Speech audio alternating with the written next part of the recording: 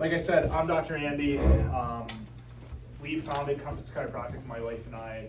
It's going to be 6 years now, which is pretty wild. So we're a pretty new clinic, 5 years, actually, only 5 years. So we're a pretty new clinic in the Valley. We definitely look at things a little bit differently. Those who have been coming to me and have been adjusted, I think that you could probably say it might be a little bit different experience than you've had from other chiropractors. Not that that's a bad thing. Different isn't bad, different is just different. So our outlook on health in general and chiropractic care is more neurovitalistic, meaning we focus a lot on the nervous system, on the brain, to really be able to regulate to our surrounding and how the outside world affects us. But instead of looking at all the things that we can put into us or change on the outside, how do we change on what's going on the inside to be able to handle a lot of the stuff, right? One of the biggest things, I think that we can all agree, I have this labeled the stress pandemic. Really what we call this talk is burnout to breakthrough. Because one question that I get so often in every part of care, whether you're new to the clinic or you've been here for years, is how do we manage this stress? Because like everyone has some type of stress going on. You know, everyone's in a different fight club, and really when we look at health as a big picture, the reason why we have a lack of health is because of the stresses in our life. Whether that stress is physical, whether that stress is emotional, mental, even toxic, we really want to build our resilience and our adaptability to the stress going on around us. We know that we can't take, like, if I could take all the stress out of everyone's life, I totally would. Like, unfortunately, I can't even take the stress out of my own life. You know what I mean? I have a 2-year-old, we're expecting another baby here soon. Like, life can be stressful. So what are the different things that we can do to be able to build our resilience to that stress? So that's a big thing what we're gonna go over tonight. I will say, I am gonna get a little nerdy, right in the beginning. So just hold on for just like, you know what I mean, 15, 20 minutes here. But I'm gonna be very cautious of your time too. I'm gonna be considerate. I know it's late on a Wednesday. But we're gonna go through a lot of different things. I'm gonna start with more of the neurology, and then we're gonna go through how we measure different things here, but then I'm gonna give you things to take home and do pretty immediately, right? Like different things that you can change immediately that I do daily, that Dr. Kyle does daily, that Dr. Sarah does daily, that Dr. Kaylee does daily, that our whole staff here try to implement in our lives so we can manage our stress, be highly adaptable to our stress so we can serve everyone else better. And what I found is by doing these things, this really helps with regulation and really helps with health overall, okay? So when we look at this, right, what is stress? We have lots of different kinds of stresses in our life, and like you can't avoid them. You know, I understand that the majority of people that come into my clinic come in here because of physical stress, right? If someone's in a car collision, right, if someone takes a fall on the ski hill, that obviously brings people in because that causes like a physical symptom, okay? Toxins is another big thing. I think that in the news in the past couple weeks, we can all see that there's lots of different toxins going on, right? We have lots of different type of environmental toxins. There's toxins in the food, there's toxins in the water, there just is. Like, unfortunately, at this point, we live in a society where we can't get rid of all the toxins. And it's really, really hard to avoid everything, right? And then the last one is autosuggestion, or really thoughts. So our thoughts play a really big picture in as well as how that affects us.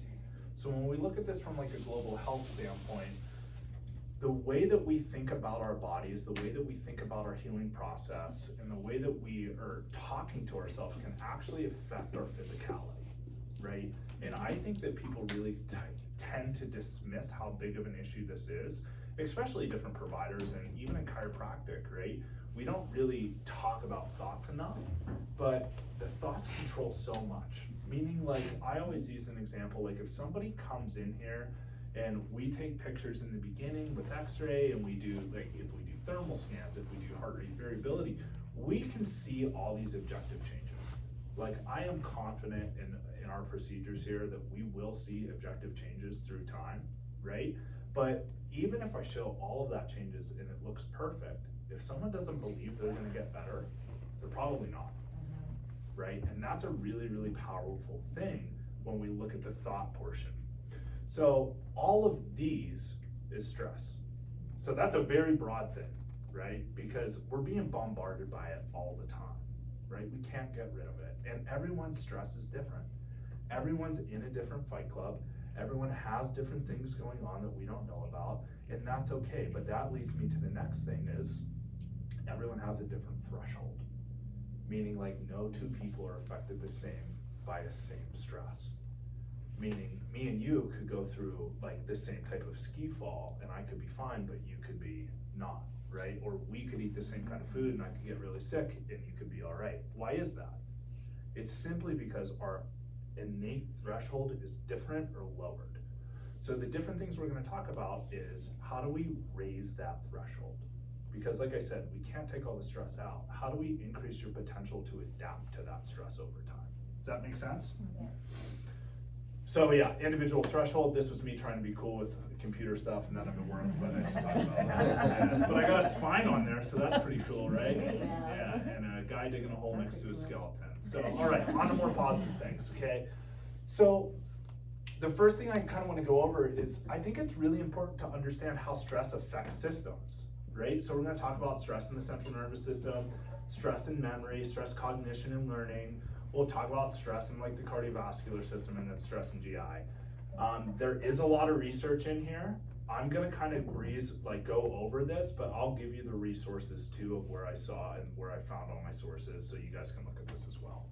But stress, the central nervous system, and the brain, right? So the brain responds to a lot of different things, right? Obviously we've heard of the hormone cortisol, right? And we're gonna dive really deep into this, right? We know cortisol is the stress hormone. In small portions that's really good, in big portions that's really bad. I'm going to explain why. So cortisol are major components in the stress cascade.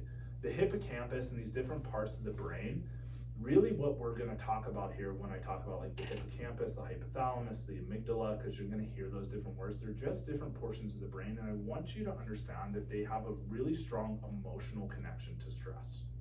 So lots of times when we have a really traumatic thing happen, we hold on to that memory, right? And that we'll never forget it. It's really, really vivid, but all the small things that happen from day to day, we don't really remember, right?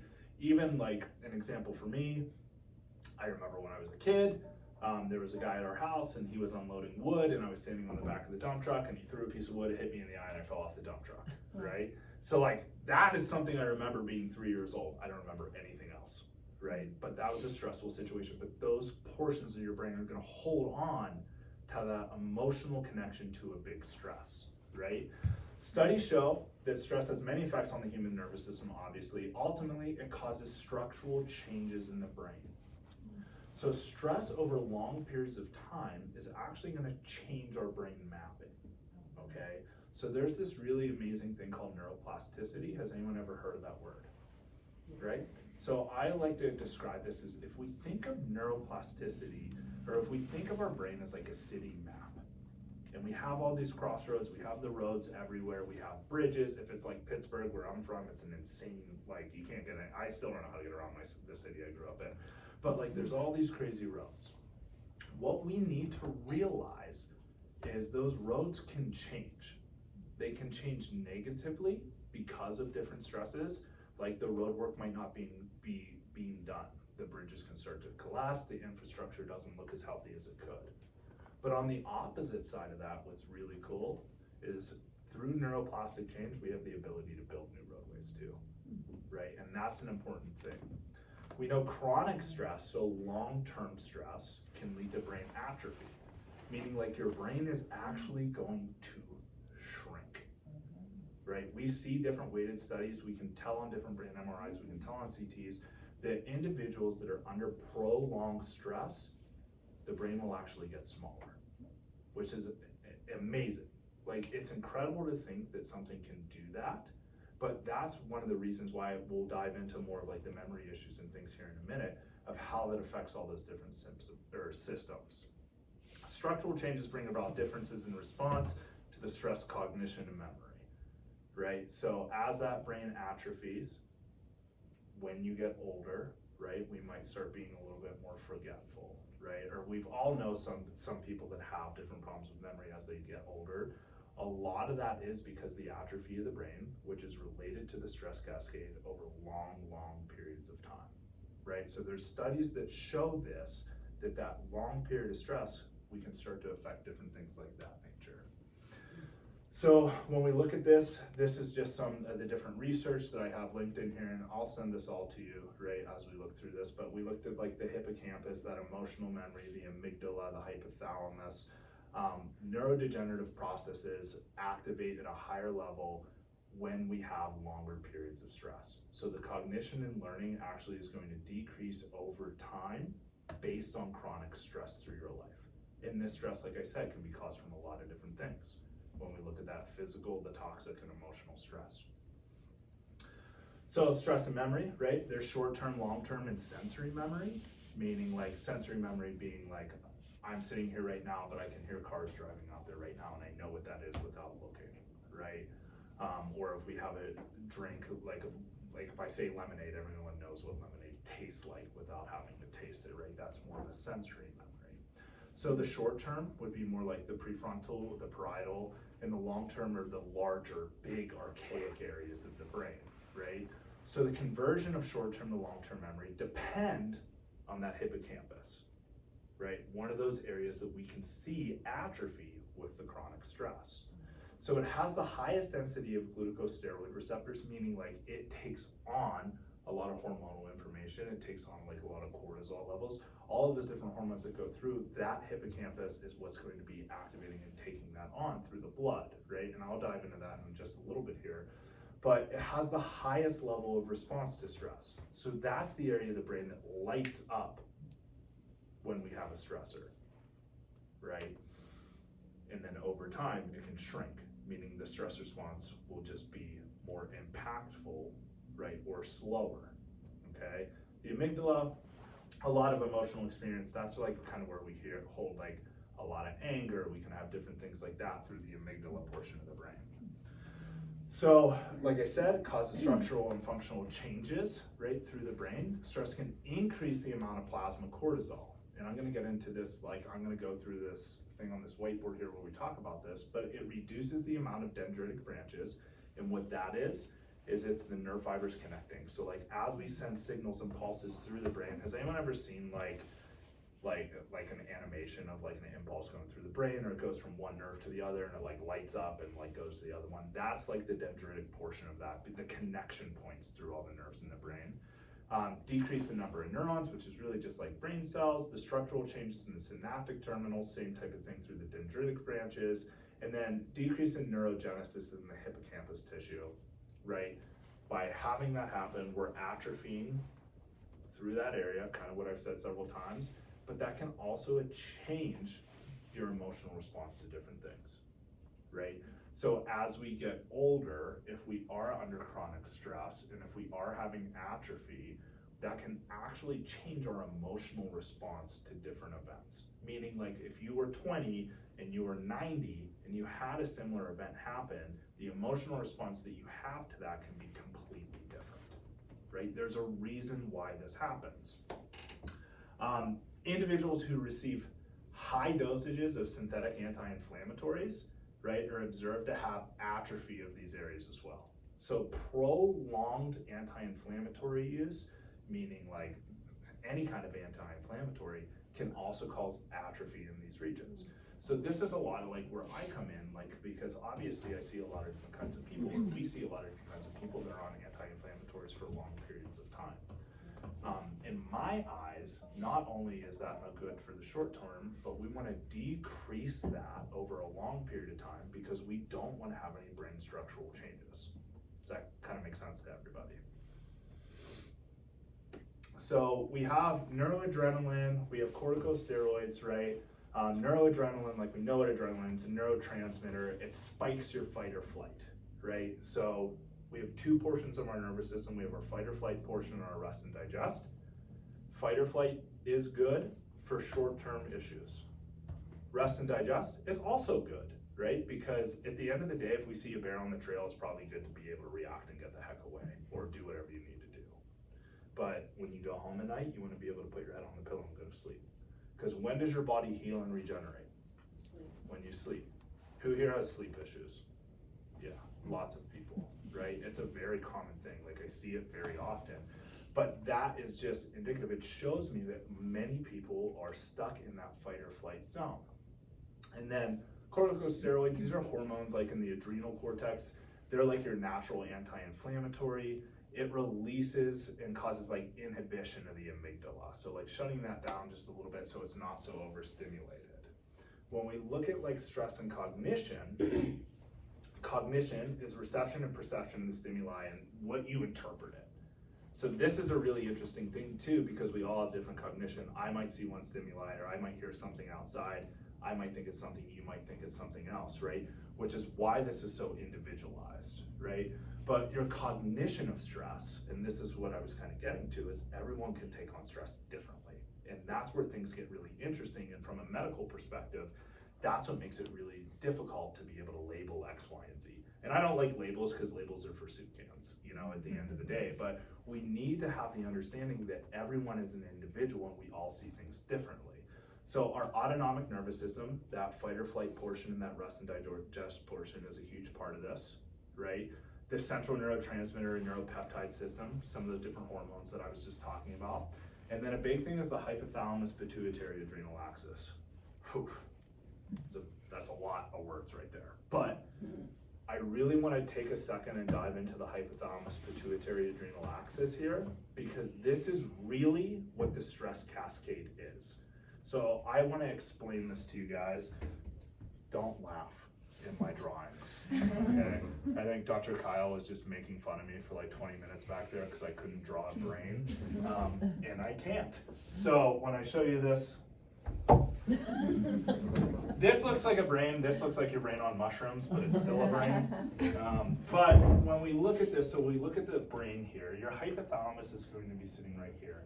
And like we said, this is the beginning of the stress cascade. So this is the area of the brain that's going to like start the initiation when a stress happens. What's going to happen is as that stress occurs, we're going to have a corticotropin releasing hormone. So it's going to release this specific hormone that's going to activate the pituitary gland, which sits right below it. Through that pituitary gland, another hormone is going to be created and released. And it's going to be released down into the blood. It's going to be the androcorticotropin tropic hormone, or ACTH is a better way to say that because that's a big word. Just know that when that hormone is released, it enters the blood and goes down to your adrenals.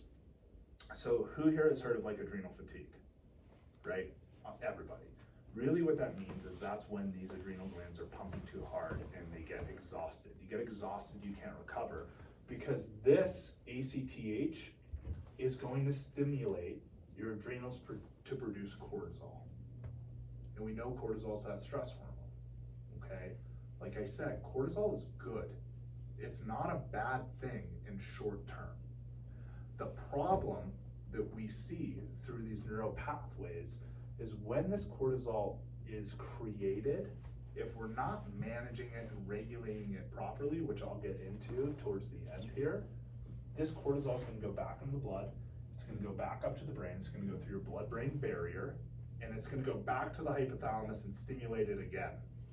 And the same process is going to continue to happen.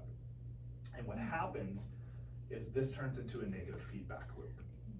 Meaning lots of times when someone comes in, or when they're not healing, and when they're not recovering, and when they're not sleeping, or if they have anxiousness and all of this different kinds of things, they're stuck in this negative stress feedback loop that they can't break. And it almost feels like you're starting to like get out of control and you feel exhausted, right? The way that we talk about it is like the gas pedal. So like imagine, I'm done talking, you guys are leaving, you pull out to the red light there, the stop sign, you're in your car, you put your car in park and you slam on the gas. Your engine is going, but your car's not moving. Eventually it's gonna exhaust itself and break down. That's what we can see through this HPA axis. Does that kind of make sense? So how do we stop that, or how do we regulate that would be a better word, to make sure we stay out of the danger zones, right? Obviously, some of the things that we do in here help with that, help with neuroplasticity and help with different pathways, but there's a lot of things to do outside of here as well. Okay, so cognitive stress effect, like we know short-term stress is good. We've talked about that. Long-term, there's lots of pathophysiological changes. It can change behavioral, it can change cognitive, it can change mood disorders. We have all these different types of like hormones that can change through here. Big idea is we want to be able to regulate this in a way that's healthy and that's benefiting us, so it doesn't spiral out of control and we get into a negative feedback loop that we can't come out of. Because we see kids like as young as a day old from the hospital, the whole way up to, I have a practice member that's like 104. We see everybody. The thing that is really hard is when we see somebody that has a lot of issues later on in life, it's a lot easier to keep a kid healthy, than it is to try to go back and change all the structures later on. Does that make sense? And when we get to that point, if we are exhausting ourselves for years and years and years and years and years, it's not that we can't change, because there's no lost cause, right? Like everyone can change and we can see different patterns and see different things laid down. It just makes it more difficult. So if we can catch this stuff before we get to that point, it makes life a lot easier for everybody, right? I have this written down here because I thought it was really interesting. Stress can decrease neurogenesis of parts of the brain and can have disruption in the memory judgment due to effect on the hippocampus and prefrontal cortex, right? So that's the big idea that we're having and we're taking away.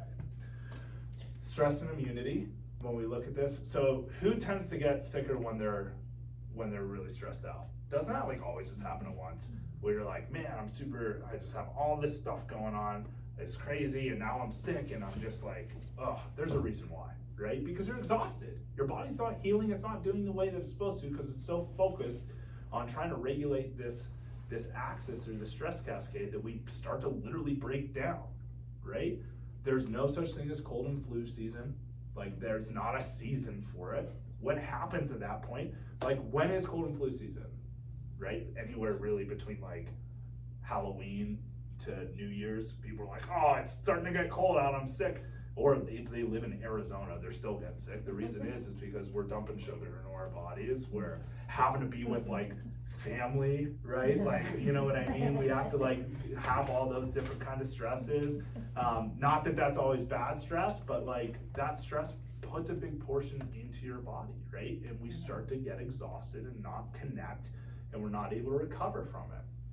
So we have different stress mediators that like pass through kind of what I was just talking about up in the blood-brain barrier. That affects the brain, and it really just kind of weakens our immune system as we go through there, because at that point we're going to have different hormones leaking out, going into the immune response, and that cascade, or that immune cascade, is going to decrease and not activate as fast as we can. So the probability of disease appearance increases following a sudden, major, and extremely stressful lifestyle change. So the three biggest stressors in life, does anyone want to take a guess what they are? Death, divorce, moving. Like, that's typically what we see, right? Lots of times when somebody comes in and they're like, have a lot going on, there's a big event that happened in their life pretty recently, right? That puts a lot of stress on us, okay? And then we can start to see the probability of a big disease or dis-ease happening at that point. And stress can affect the function of the immune system by modulating the process of the CNS, right? So kind of what I was talking about. Stress and GI. Does anyone's stomach get upset when they're stressed out?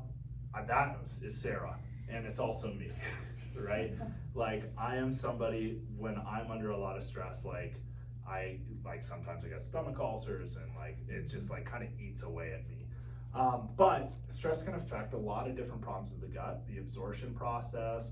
It affects the way things are transferred in and out of the intestinal lining. The mucus and acid secretion can change. So lots of times people get like more acid reflux when they're really stressed out.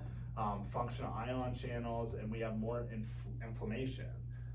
Research shows that even stress in childhood, so if we have a big traumatic event as a child, that can cause inflammatory gut disease in adulthood. And I don't know if anyone's heard of the gut-brain axis, but your gut's pretty much your second brain. It's a pretty important thing to keep healthy. But all those inflammatory markers really can start to affect this through the stress response as well. So I'm gonna talk about like what we look at and how we measure it, right? So we do heart rate variability in here. typically we don't do this right when somebody starts care. What I found, if somebody comes in with a biomechanical issue, or if they have something going on more like biomechanical, musculoskeletal, even more like neurological stuff, I was having a really hard time being like, oh, this doesn't look good and this doesn't look good. You know what I mean? So what we see is, as people go through corrective care, when we move into more of a wellness model in here, is when we really start focusing on the heart rate variability and your neurological tone and the ability to switch between your fight or flight and your rest and digest, right? So what heart rate variability is, it's the changes of intervals in between each consecutive heartbeat. So every function of your body should be like constantly changing. You are continually adapting to the environment around you, right? Like that is what life is. That is your adaptive standpoint. What we're measuring is we're measuring the differences in between the heartbeats on a millisecond like kind of realm in a category to be able to see diversity and change. We want things to be different. Like there is no reason that should be the same if everything else is different. And really what this is it's measuring what's called your vagus nerve and your vagal nerve tonicity. So we're looking at the neurocardiac function between the heart and the brain, right? Because your vagal nerve is a cranial nerve that comes off the base of your brain right down through your atlas, and it supplies everything down through here, and your heart just happens to be the easiest thing to be able to measure because there's a beat to it, right? It reflects the regulation of autonomic balance, blood pressure, and tone, right? And I think everyone in here knows, or maybe not everyone knows, but the way that we adjust in here is based off neurological tone, meaning like when we do checks, right, we're very gentle. We're looking at your Achilles tendon, like when you're laying down, laying flat, and we're checking like your feet, those legs can change lengths, and it's based on the tone of your whole system. So we're tonal docs when we do our analysis, and we look to see what to adjust. By looking at that tone and changing the tone, the biomechanics are going to go with it because we're altering the central nervous system. So what happens in Vegas stays in Vegas. Yeah. So let's set the tone, right? When we look at the vagal nerve, this is a tracing, so it's coming out right by the atlas, and it comes down and supplies all these different kinds of things, right? It's the cranial nerve number 10, it's the longest nerve, like, they call it the wandering nerve because I think it just goes everywhere. The autonomic regulation, it's the modulator of the brain-gut axis as well, right? So it has a lot of function. It's really freaking important. Like, it is the most important thing. From a chiropractic standpoint, I think that it's the most important thing. It is really kind of what all of us docs nerd out about. And we want the most activation and the connection between your brain and your body, right? This is the reason why sometimes people come in here for like back pain, right? And we ask like, okay, well, what else is going on? Oh, well, I have stomach issues, or I have acid reflux, or I have X, Y, and Z. And they start getting adjusted for their back pain, and all of that stuff also improves. Like, this is the connection between all of that, okay? Eat that turkey, okay? So this is more the parasympathetic activation. So parasympathetic is your rest and digest. The reason why I put that up there, because I don't know, I think when you eat turkey at Thanksgiving, you get really tired laying on the couch. It made sense to me, it may not make sense to whatever. Yeah, I know, all right, it's so funny. Okay, so this is the portion of your nervous system that we want to be active because we want to recover. Like, we all have things go on through all day. When we lay down at night, we want to be able to get really, really good rest. And I am not talking about quantity, okay? This is where I might disagree with a lot of people, because everyone's like, you need 8 hours, you need 10 hours. I don't care if you sleep 12 hours a night. If it's bad sleep, that's not good. I am much more concerned about your quality of rest. If we get great quality rest for 6 to 7 hours, awesome. So that's what we want to focus on, and that has a lot to do with the parasympathetic nervous system. And then run, Forrest, run, this is more sympathetic. So this is where you have to get away. This is your fight or flight. People, typically what we see are more in this area, and that's because when this is going out of control, we get more fight or flight dominant, right? We're overloaded, we're overstimulated, we can't shut down, we can't relax, we can't heal. That's what we want to get away from. Good in short term, bad chronically. We want to be able to switch between the two. A really healthy individual will be able to go in between the both of them, right? Be able to do the things they need to do, be able to adapt to the stress that they have during the day, and put their head on the pillow at night and recover from it. That is the ideal human, right? That's what I think. And that's what research shows. So what does it mean to be adaptable? Like, what is adaptability? At the end of the day, like I said, we can't take all the stress out of your life. I realize it, and I don't expect you to be able to do it. But what we're after is if we can increase your threshold or your adaptability index to handle the stress that you have, that's going to mean a healthier you with less dis-ease. Not disease, but less dysfunction in the tonal system and the nervous system. Okay? Your body under increased parasympathetic or sympathetic tone, HRV is linked to performance of attention and emotional processing in the prefrontal cortex. So there's a lot of researchers like Heidi Havoc who looks a lot into like prefrontal cortex stimulation, and that part of the brain, like when you get adjusted, if we would look at that like on a motion MRI, like this lights up. Like we see these parts of the brain literally light up when you get adjusted. So that's why this is all a big deal for us, because we want to turn it on. Like we talk about, like sometimes when I adjust people, I'm like, boom, power's on. No one knows what I'm talking about, but like that's what I mean. Like we're starting to light the brain up and things are starting to activate. We want more activation. So there's lots of ways to measure your HRV. I'm wearing something that measures my HRV right now. Okay, so there's lots of things that you can have on your wrist. A Whoop is a really good one for heart rate variability.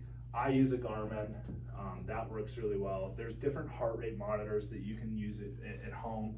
We use Insight CLA technology. As far as like a heart rate variability, I think that this is a gold standard for clinics, okay? So we're able to see the autonomic balance index. The problem that I have with wearing one on your wrist is they kind of have, I don't know how they have this algorithm, but if you're, does anyone have like a Garmin or a Whoop or an Apple Watch that measures this? Other than Haley, great, good job Haley. So what this does is it takes, like if you would get one of these, it takes about 30 days to be able to find your equilibrium to give you an accurate reading. But the reason is because it measures it at night. So it will measure your heart rate variability while you're sleeping in your deepest portion of REM, and it will take like 3 to 5 minutes to be able to go through that, see the difference in the heartbeat, and then be able to give you your heart rate variability, which is really your balance between your fight or flight and rest and digest. The issue that I have is who cares about your HRV when you're sleeping?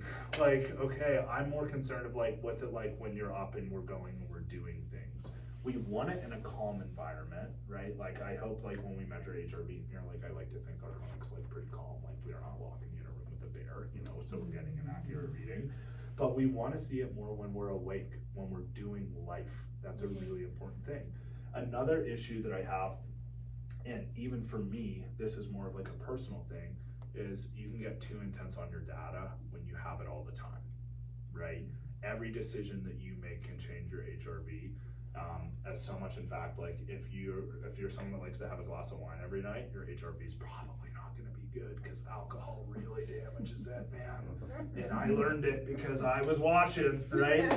So like, I think it's really important the way that we measure it in here is we do it quarterly. And I look for more quarterly trends. We want to see things going in an upward projection, right?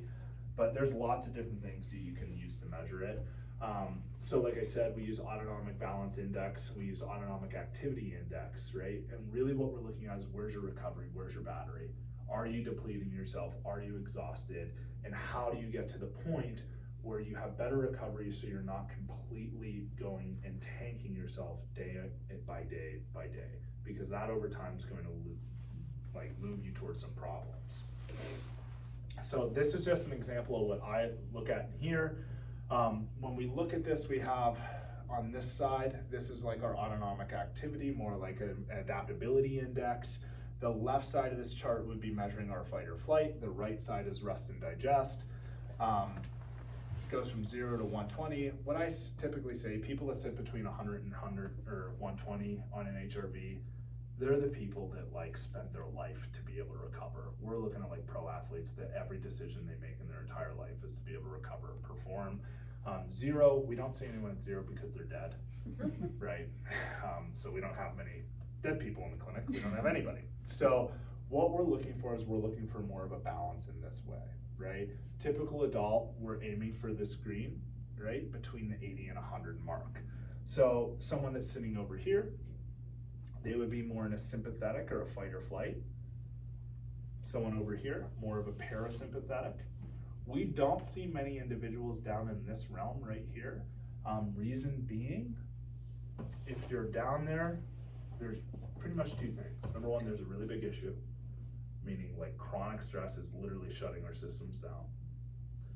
Number two, you're on a synthetic medication that's putting you there, right? So someone that's on an antidepressant or on an anti-anxiety, like if we're overprescribed those different kinds of things, or even like pain drugs, those are meant to put you over here, right? But that's still a dangerous zone to be. I would argue more dangerous than up in here. Ideally, that's what we're looking at. That is an ideal adult individual. And like I said, we're looking at the R intervals here, and this is kind of what we're measuring as we go through the distance between those two peaks, and we're looking for diversity between each peak of those heartbeats over a 3-minute period.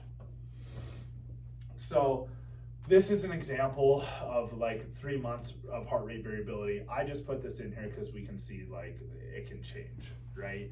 We're looking at more global shifts rather than a day-to-day, because I think that it gives us a better idea of which direction we're headed.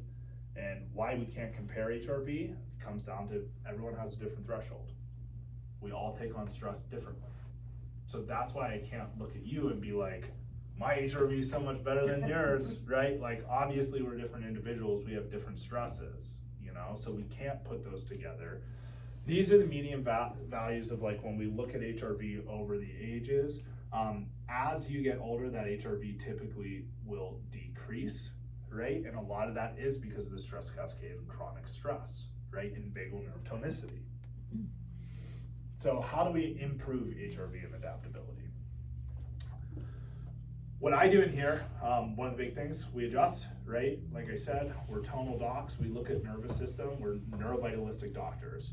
We're looking at vagal tonicity. It's better when it's high. We want a lot of tone. The subluxation itself, when we go through like x-ray analysis and when we go through neurological subluxation checks, that's gonna actually slow down the parasympathetics more and it stimulates the sympathetics. So when we adjust, we're trying to get you into a rest and digest state. Sometimes when people get adjusted, we have face paper because people drool, like that's an automatic thing, right? Like, you know what I mean? It's stimulating that rest and digest.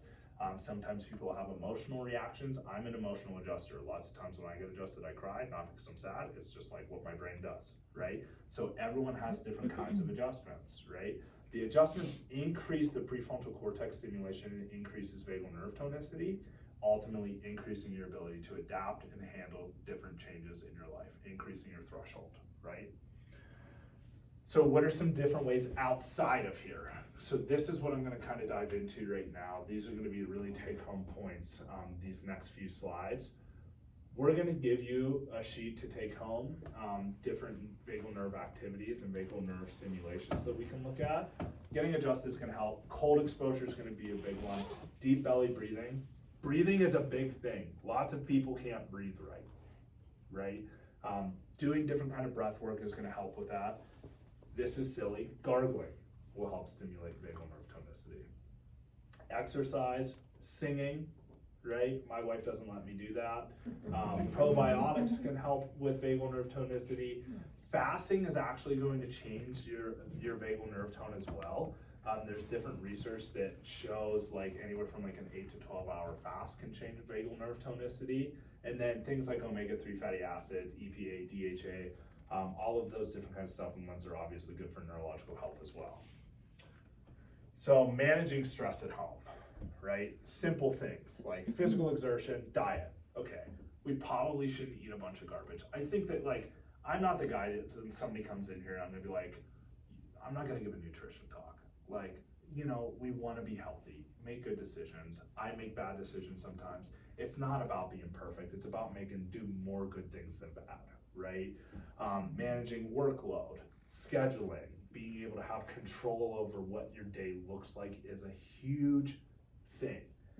You can ask anyone on my team. I am very schedule oriented. I don't look at our schedule, but I know that I'm here from X to X, right? I am a very big routine guy. Every day I wake up at 4:50, I'm at the gym by 5:15, I do my physical exertion, I do 30 minutes of sauna, I do 7 minutes of cold exposure, I do a little bit of quiet time, and then I'm here, right? And I'm not saying that to be like, look how good I am, right? But that's something that took me a lot of work to get to, because I realized by doing that, it helps with my stress. And I know that when I'm stressed, I'm not here at 100%, and that's a problem. So that's why it's important for us to get adjusted as doctors. The most important thing a chiropractor can do is get adjusted. Because if they're not where they need to be, we can't be here for you, right? Breathing, meditation, visualization is a huge thing. Laugh, it's good, right? Like, yeah, laugh more. Journal, we want to decrease alcohol, smoking, caffeine's on there, but I don't want to believe that. I think it's the truth. I know it's the truth, but yeah, all right. My team also knows I love caffeine. Limiting social media time. Why is that a big deal? Like, this is a big thing that I see in kids right now. The comparison aspect is really damaging from like a prefrontal cortex stimulation standpoint. We kind of get stuck in this virtual world where we're not interacting with the individuals around us, and like professional help, obviously, if we have to get to that point. So 4 calls to action to take home, and these are things that I would recommend working on immediately. Sleep, sun exposure, temperature regulation, and that dives into cold exposure after that. So cold is good, you're saying? Oh, yeah. Cold is good.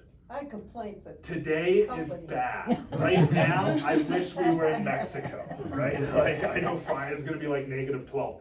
Limited amounts of cold exposure is very good in a controlled setting. Let me just say that. What's the difference between cold exposure and temperature regulation? I'll talk about it. Okay. It's similar, but the temperature regulation, I'm talking more of like how your body is gonna change through the day. And the cold exposure is going to be more of a hack to be able to help that. So I'm going to give you some different things to like take home. So sleep, like I said, I mean, if you aren't getting regular sleep, everything isn't working the way that it should. You're down regulating your potential. I know that we're not going to get perfect sleep all the time. I realize that. I get it. I have a toddler. I know that we all have, we have businesses, we have work, we have different things. There's stress. Like, we're not always going to get the best sleep. If we shoot for like 5 out of 7 days of your week getting good sleep, awesome. Like, you're ahead of like the majority of people in this world, right? So shoot for that. The way that I like to think about this, and this is I think a really cool way, is every cell in your body is on like a circadian rhythm. So when your body, think about it like every cell is a clock, right? And when they're not on the same time and they're ticking in different times and everything's like miscommunicating, you're not getting that full potential you could, right? So if you're sick, or if you're foggy, or if all these different things are going on, potentially those clocks aren't in alignment. And lots of times that's why individuals have sleep issues, right? Because the different parts of their bodies are all over the place. So how do we set the circadian rhythms? When you wake up, and this is hard in Montana, and I understand, you want light in your eyes fast. Lots of times, especially here, it's dark. Like, now it's getting a little better, but like until 8:30, right? If we can't get natural sunlight in our eyes when you wake up, we want artificial light. We want light, we want the lights on as fast as they can, because it's gonna stimulate your brain, right? We want bright lights. We don't want, like, when it gets to summer and it's light out at 5 a.m., which is the reason why that I live here, honestly, don't go out in sunglasses. We want that natural light on the horizon.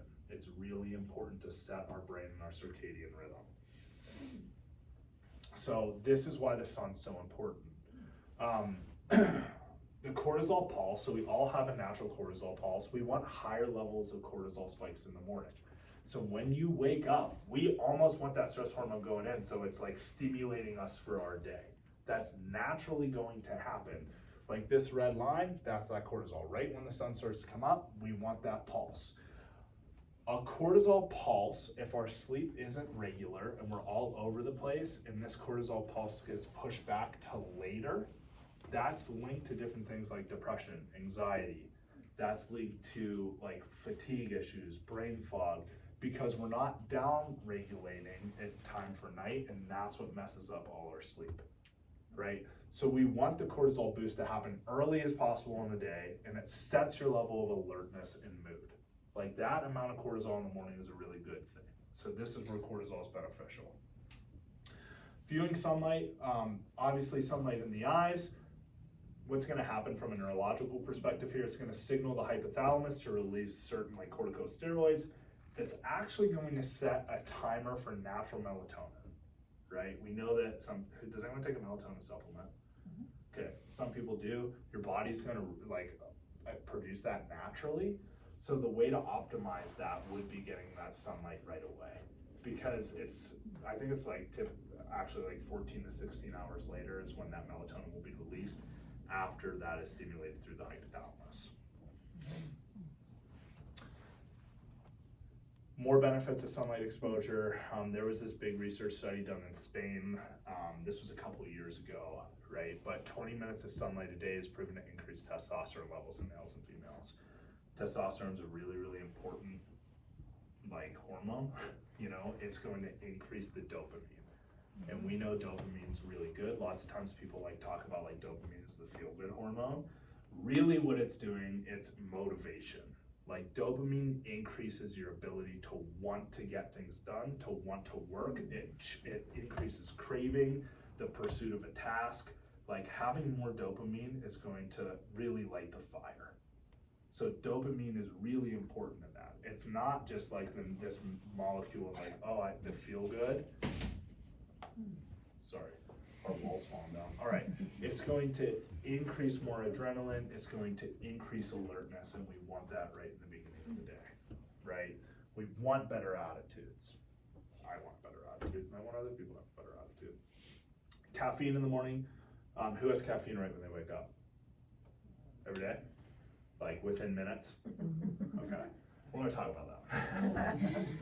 You guys know I'm the biggest believer of caffeine ever. I think it's the greatest substance ever created. But there's a specific hormone, adenosine, which helps trigger your parasympathetic system. So adenosine is going to increase as we go through the day. It's going to get you ready for sleep at night. Caffeine, as soon as you wake up, blocks the trickling or the release of the adenosine and like the filtering out in the morning. So when I look at this, right, throughout the day, adenosine is going to get really, really built up. Right when we're going to go to sleep is at its peak. We sleep through the night, it decreases. When we wake up, if we drink caffeine right away, caffeine's a molecule that's going to block that from flushing out. So it like puts a stop on our body naturally flushing it. Because of that, it stays high and doesn't decrease as much as it should. And that's often why we get a crash later on in the day if we have caffeine right in the morning, because your body isn't filtering it all out.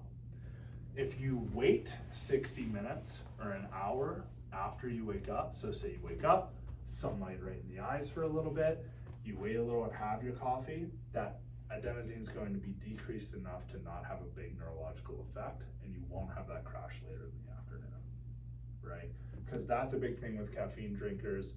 Have some right in the morning, have some right at 2 p.m., get through it, right? So if we wait, we won't have that crash. But there's a hack for this, because I am a believer of caffeine right out of bed. So if we do physical exertion or physical exercise right after we take that caffeine, it's going to level that playing field, and it will still be okay and beneficial. So if you go on a morning walk while you're having your coffee or different things like that, in a sense of working out or yoga or whatever it is, we're not gonna have that blockage. Does that kind of make sense? Temperature control. So internal temperatures are at max in the morning and midday. So does anyone use an alarm? Do most people use an alarm? Mm-hmm. Okay. Does anyone ever wake up before their alarm? Does that happen commonly for you guys? The reason is when your body starts to get into regulation or in a tune, your internal temperature is actually going to get hotter and hotter, and it's gonna naturally wake you up, which is like why some people, like for a while, they're like, I'm gonna wake up at 6 a.m. and they might set an alarm for like 3 weeks, but by like week 3, they're just waking up naturally, like right, it's like, oh, it's 5:58, what are the odds of that? Your body will get in that rhythm. So at that max temp, all systems are working in a max capacity.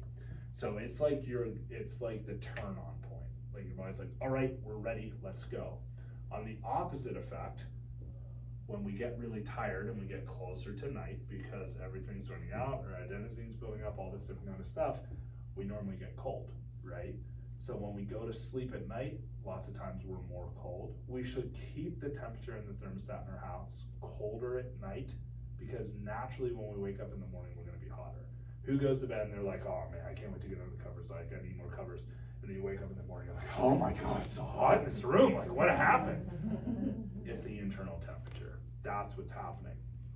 A good hack for this, leading into the cold water exposure, cold water is really, really good right in the morning or right around that afternoon, like crash time that we would typically have, because it's going to stimulate that internal temperature, right? If we're cold on the outside, your internal regulation is going to spike, and it's just going to get you more alert, more ready, and more set for your day, right? So another thing that we can do, cold showers. I don't care if it's in a cold tub, whatever. Everyone hates cold. Guess what? I do too. Still do it, right? Because I can honestly say I've been practicing this for 2 months now. It's been, and I notice a big difference from an inflammatory standpoint, from an alertness standpoint, from an on-edge standpoint, and an ability to be able to handle stress. It puts me in a stressful, controlled situation rather than a stressful situation I can't control. And once my body is able to regulate that, and my mind is able to regulate and be like, oh, I'm in a stressful situation, I have control over this, but I'm in stressful situations that I don't have control over, I'm able to handle it better. Does that make sense? So do you take that cold shower before you're in that nice warm sauna? No. So it's after the sauna, and you take And I do a cold plunge. Do you think I submerge. there's a benefit between the cold plunge and then just a shower? So what I will say is there's more, it's hard to show research on a shower. So there's not a lot of research done like, oh, just taking a cold shower. I think a cold shower is better than nothing. Mm-hmm. But I plunge because I like to be neck deep. Mm-hmm. Right? I notice a bigger benefit with the plunge than I did when I was just doing the showers. Totally. I do. Yeah, and I do it after the sauna. I like to just like ease into my morning. This is really nice. Not so nice anymore. Get ready for the day. That's how we do it. Yeah. So there's a couple different things, right? The core, I'm just gonna go through these because I think the core physiological needs to regulate autonomic balance, it comes down to 3 different things. Number 1, you need to know your purpose. Like, these are the things that we internally need to know. We need to know our purpose. We need to know our alignment between our behaviors and our core values. That dictates really every action that we do, okay? We need to have control. We wanna have control over our own life. We wanna set our schedules. It takes discipline. Like, it takes work. I'm not here to tell you guys that like all this stuff is easy, because it isn't. And I realize that, but the sacrifice of doing the work is going to make the changes long term, okay? And then the efficiency. You wanna be able to have the skills and the resources to do what's asked of you, right? So my goal with doing this is, because I always get the question of what more can I do outside of here? How can I help regulate, or what do you do? This is what I do. Right? Having more resources at the end of the day is only going to benefit you long term, right? So that's why I do this talk. This is why I want to share some of this stuff. I do think that it's really important. At the end of it all, the more stuff that we're implementing that's having a positive effect on us is only going to have a positive effect on us, you know? So I think doctor means teacher. That's why we do these different types of workshops. That's why I like to give things to take home. Like, I know that what we do in here is very specific, right? In a sense of like neurological toning, and you can't replace what we do, but there's more things that you can add to give yourself more benefit. So I appreciate you guys coming. It means a lot. I hope I didn't lose you too much when I was going through that neurology. Lots of the feedback I get is like less of that. It's hard for me to get away from it, so I try to like kind of skim through it. What I will say is whoever's here who hasn't seen us before, right, or has never been here, like obviously you know somebody that comes here, okay? If you have any questions for me, I'm gonna stick around. Dr. Kyle, Dr. Sarah, our team's all still here, which is awesome. I appreciate you guys staying. But what we wanna do is like, if you wanna get set up, if you wanna get checked out, we'll check you out for free. You know, at the end of the day, like, you're here, somebody obviously cares about you, we care about them, if they care about you, we care about you too. So if you wanna do that, we're more than happy to do that, or if you have questions, we're here for you. Sound cool? Cool. Thank Sweet. you. Thank you.